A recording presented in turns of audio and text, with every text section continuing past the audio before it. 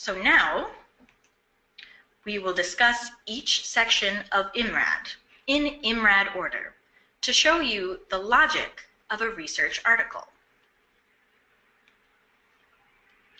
The first question that your readers want answered is why your study needed to be done. This should be answered in the introduction section. This section explains the background to your work.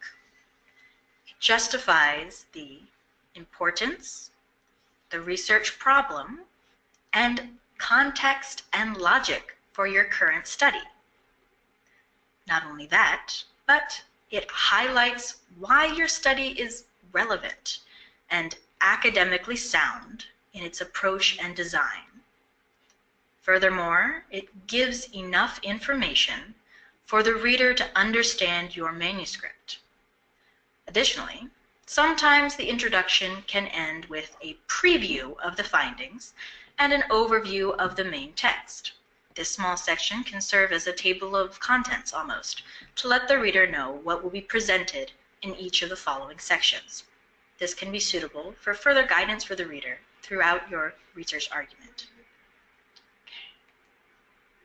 So the shape of the logic structure of the introduction section is that of a triangle placed on its tip, or inverted. You should start off broad and then guide your readers down to your specific aims. Begin with basic background information that your readers need to understand your study. But keep in mind the type of journal you are submitting to. If you are submitting to an international journal, be sure to emphasize the worldwide relevance of your topic. If you are submitting to a broad topic journal, you will need to provide more background information so that readers who may not be experts in your field but are still interested in your work can better understand the context of your research. However, if you are submitting to a specialized journal, you do not need to give so much background information, as those readers are more likely to be immediately familiar with your material. So after providing context, you need to now tell your readers what is currently known about your topic. Make sure you cite studies that are up to date within the past 5 years or 3 years, if completely possible. Then tell them what is not yet known. This is the research problem behind your study. You can then explain a more specific question you will answer, or present evidence or theories that will lead to a hypothesis that you are going to test. Finally, comes the specific study aim, along with a suitable approach so you can directly address that research question. So, overall, the information goes from general to specific. In this way, you provided your readers with a solid background, and they will clearly understand why your study needs to be done.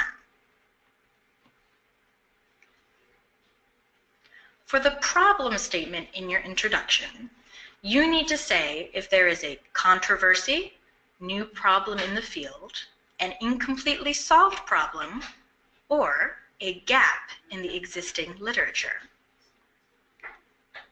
Here are some signal phrases that are like signposts to your reader, alerting them that your statement is about to happen. That's what's going on now. You can say, however, and these phrases, or you can use a negative adjective, such as incorrect. You are then implying that your study will show the correct answer. Or you can begin the problem statement with a phrase like, few studies have been done on a certain topic in a certain place, but you then need to tell the reader why it is important to provide that data. That purpose statement needs to match the concepts, topics, variables, or key words that were introduced in the problem statement using signal phrases shown here. This study aimed to, the goal of this study was to, and so on. Here is an example. If you use however and say the problem is the need for further improvement in performance and weight, then the aim should have a signal like we demonstrate, and also mention those variables for a good match.